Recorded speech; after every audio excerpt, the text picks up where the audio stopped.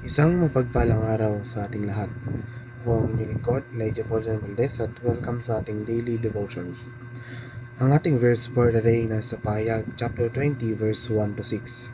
Sinasabi dito na, "At nakita ko ang isang anghel na bumababa mula sa langit. Siya ay may taglay na susi ng walang hanggang kalaliman. Siya ay may lawak na malaking tanikala. At hinuli niya ang dragon, na ito ay ang ahas noong matagal ng panahon. Siya ang Diablo at Satanas.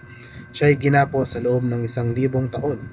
Itinapon siya sa walang hanggang kailaliman upang hindi na siya makapagligaw ng mga bansa. Sinarahan niya siya at nilagyan ng selyo sa ibabaw niya. Siya ay mananatili roon hanggang sa matapos ang 1,000 taon.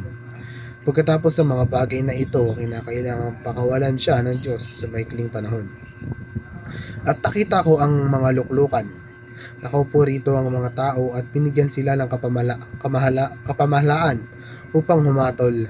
Nakita ko ang mga kaluluwa ng mga lalaking pinagutan ng ulo dahil sa pagpapatotoo tungkol kay Jesus at dahil sa salita ng Diyos.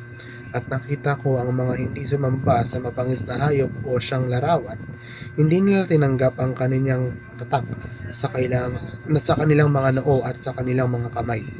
Ang mga taong ito ay nabuhay at nagharing kasama ni Kristo sa loob ng 1,000 taon. Ngunit hanggang sa matapos ang 1,000 taon, ang mga natira na mga namatay ay hindi muling nabuhay. Ito ang unang pagkabuhay muli. Pinagpala at banal ang mga kabilang sa unang pagkabuhay muli. Ang ikalawang kamatayan ay kapahamahalaan sa mga taong ito. Ngunit sila ay magiging mga saserdote ng Diyos at ni Kristo at sila ay maghaharing kasama niya sa loob ng 1,000 taon. Ang paghahari ni Kristo ay kapwa isang kasalukuyang katotohanan at isang pag-asa sa hinaharap.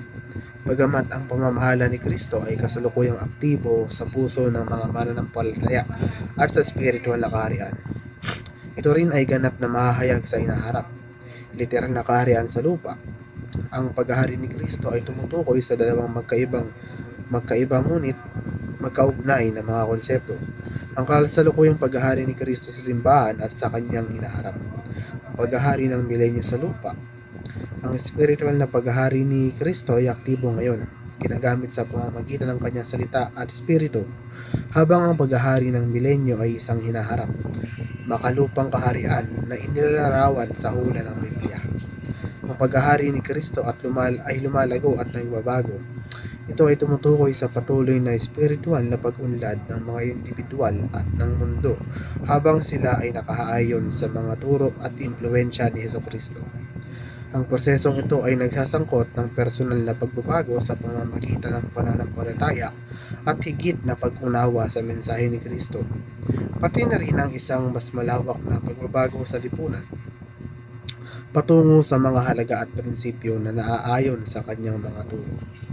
Ang pagbabahagi ng Ebanghelyo ay sentro ng pananampalataya at pagsasanay ng Kristiyano na naglalayong ipalaganap ang mensahe ni Jesucristo at ang kanyang mga turo. Kabilang dito ang aktibong pagbahagi ng pananampalataya ng isang tao, pag-imbita sa iba na maniwala at paghikayat sa kanila na sundin si Kristo. Ito ay isang tawag sa pagkilos na nakaugat sa paniniwala na ang Ebanghelyo ay ang mabuting balita ng kaligtasan at isang pagbabagong mensahe para sa mga individual at lipunan. Ang pagpapasakop sa lahat ng aspeto ng buhay sa ilalim ng paghahari ni Kristo ay nangangahulugan ng pagkilala kay Jesus bilang ang pinakamataas na otoridad at Panginoon sa bawat bahagi ng buhay ng isang tao, kabilang ang mga pag-iisip, kilos, relasyon, at pag-aari.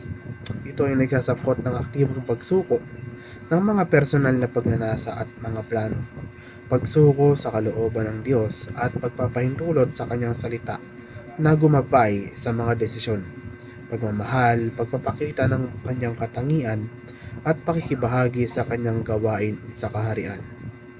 Muli, ako ang inyong lingkod, Elijah Paul Valdez, at dito na nagtatapos ang aking daily devotions.